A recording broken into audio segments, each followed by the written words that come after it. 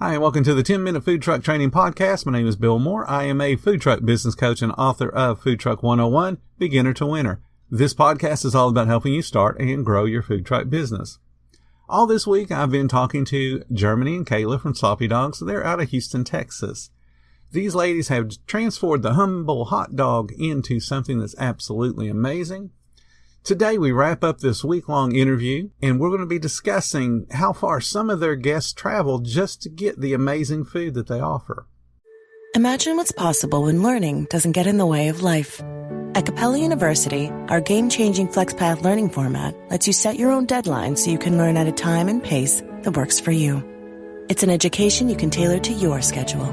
That means you don't have to put your life on hold to pursue your professional goals. Instead, enjoy learning your way and earn your degree without missing a beat. A different future is closer than you think with Capella University. Learn more at capella.edu. You can have good food, but you need the great customer service to go along with it. So that's my aim. That's my focus. Keela's focus, she makes sure that trailer is spotless. Like, she's very like, hey, this needs to be clean, sweep the floor. Take everything off the floor before you even grab the broom. Like, she hates for me to sweep. She said, you can't sweep. I'm going to sweep because you don't know how to sweep. I said, what do you mean I don't know how to sweep? Like, there's no tutorial for sweeping, but I'm not allowed to use the broom. So we both are very critical about certain things. And I think that's what's made us so successful this first year because, and it kind of just works together. Yeah, that's interesting. The story about the sweeping. Lauren and Lori told me the exact same thing. Really? Yes. Oh, wow. And I can't remember which one of them can't sweep, but they will not touch the broom. Yeah. She gets so angry. She's like, you can't sweep. What are you doing? Yeah. Like, she gets so mad at me. So No, I've always worked in restaurants, so I've had to train that you have people. to sweep up under everything. Yep. Yeah, I've had to train Exactly. how to sweep. I'm like, did your mom not teach you to use a broom? They'll take a normal broom and they're pushing it like it's a push broom. It's like, it doesn't work that way. Yeah, Keela's very thorough.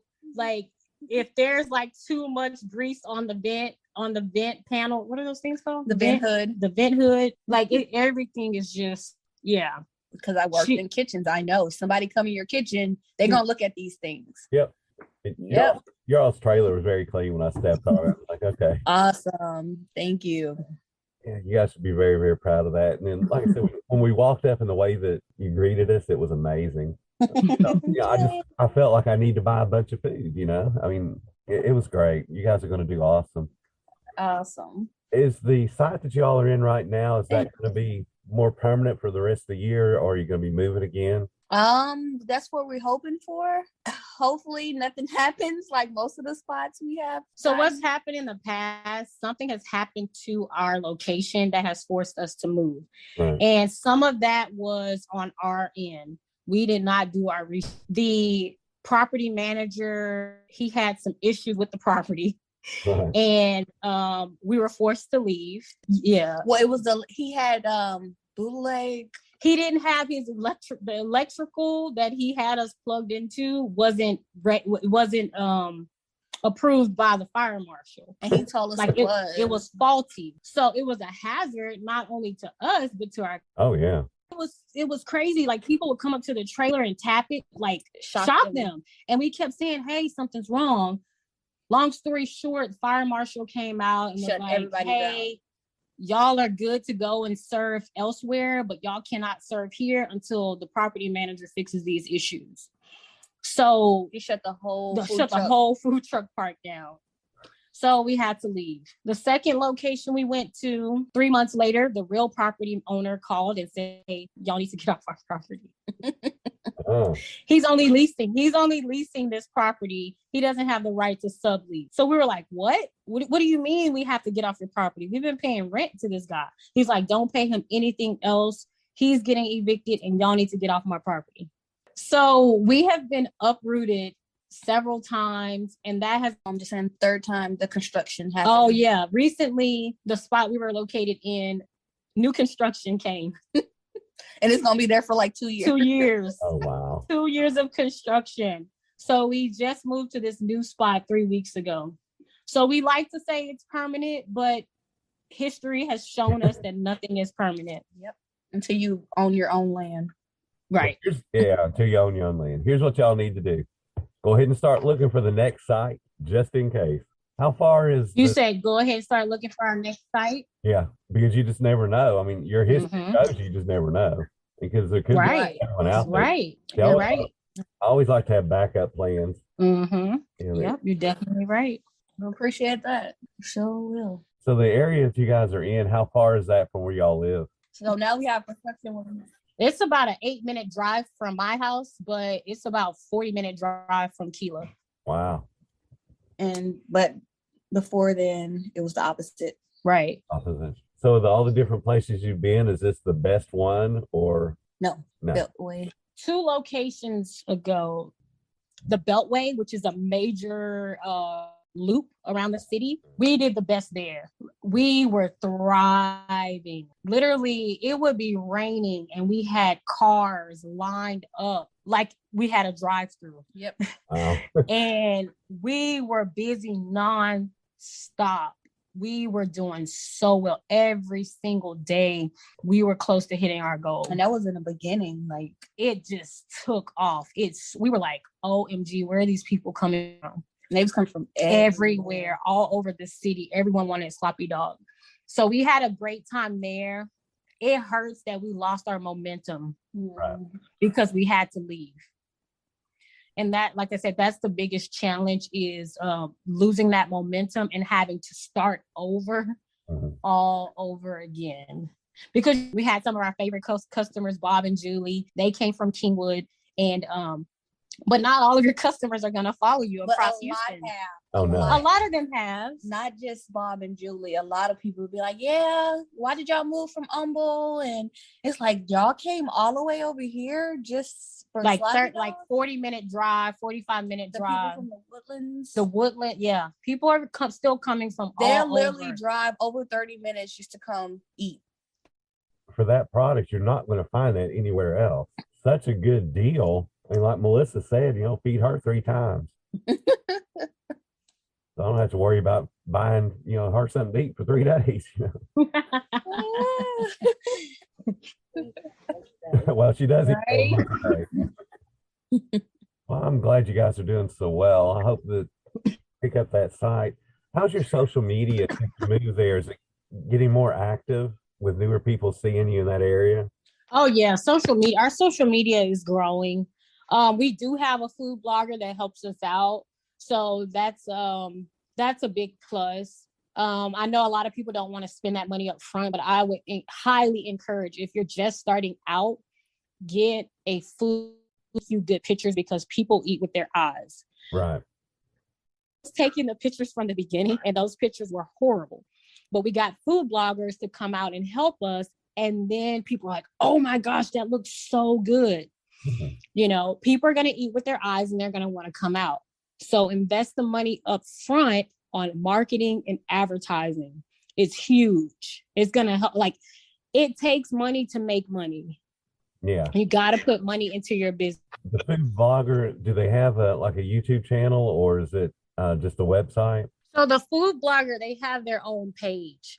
And I was following them before Sloppy Dog. So they just go around the city and try out new places. Right. So I reached out and was like, hey, we're new. Would you all be interested in, taking pictures and advertising for us? Of course, they have to first come out in food to make sure it's good, because they don't want to vouch for anything that isn't good. Right. So they came out, tried our food. They loved it. And then it's actually a couple. And he has one page, she has another page, and they have tons of followers. So what they do, they come out, take pictures, and then once they post it on their Instagram and TikTok, all of their followers will see it, and then they start following up. You have a new follower, you have a new follower, you have a new follower. And then they have monthly plans or one-time plans. It really just depends on what you want for your business. Right. And then they can post for you and kind of help your engagement on Instagram and Facebook as well. So we've been using them for some time now to just help us out initially so we get the word out. And it really helps. Mm-hmm. Oh, yeah. So you're only using just that one couple then? Yes. Yes, but however, they also have friends that do the same thing. So what he'll do, he'll send other food bloggers out to visit us as well. Mm-hmm. So we're on multiple platforms. We had another one that reached out that Adrian. Sometimes they'll just reach out to us. They'll send a message and be like, hey, come out and try your food. And then we'll post it on our page. And I'm like, yeah, sure. Yeah. And we get followers from that. 2 magazines reached out. We did 2 magazine interviews. So yeah, we get a lot of people that reach out to us and are interested in trying our food. So we give them free food. They take pictures and post it on their page and to paying customers. It always, the time that you give out the free food, it always comes back to giving you paying customers. So do you guys see a bump in sales when, they post? Oh, definitely. Early on, TikTok is like, you can easily go viral. Right. They posted us on TikTok, and it was in our early days, and we were not prepared at all. We had all these people come out. We were a wreck. We were like, oh my gosh. We're like, where are y'all coming from? And we're like, oh, we saw you on TikTok. And we're like, OMG. That's when we really knew it worked. Remember that day? Yep. Yeah, I know that the first time that you're skeptical about something, and you go, okay, I'll just try it. And then it works. You're just like totally shocked. Right. We didn't realize the effect. Like we didn't realize how crazy it would get. We weren't ready at all. I'll give you a perfect example of that. A long time ago when, they started doing sign spinners and that kind of thing, I hated them. It's like, why would I send somebody else to spin a sign? They can read my sign as they drive by. Why would I want to do that? Well, I sent out a guy and had him walk down a block from where we were, spinning the sign. And then I'll get people coming in and saying, hey, I saw your sign spinner. I'm like, oh man, wow, this actually works. Now I got to do it all the time. Because I was trying to prove to my partner it wouldn't work. And, right. Here comes somebody in, here comes somebody else. Oh crap, I'm wrong. So we'll send the sign spinner around every day. And then the feather flag, double trouble is, they're out at Rose Hill. They put out a feather flag that says Philly cheesesteak. While we were standing there talking to them, there's a car that pulls past the entrance to Rose Hill, and they see that sign that says Philly cheesesteaks.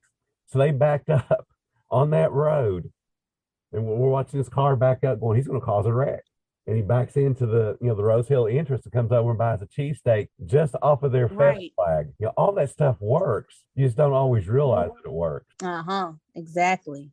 Thank you guys so much for listening to the 10-Minute Food Truck Training Podcast. If you're finding all the information helpful to your food truck business, please consider becoming a monthly supporter of the podcast. Just hit the support button or follow the link in the description. Every little bit does help keep us going.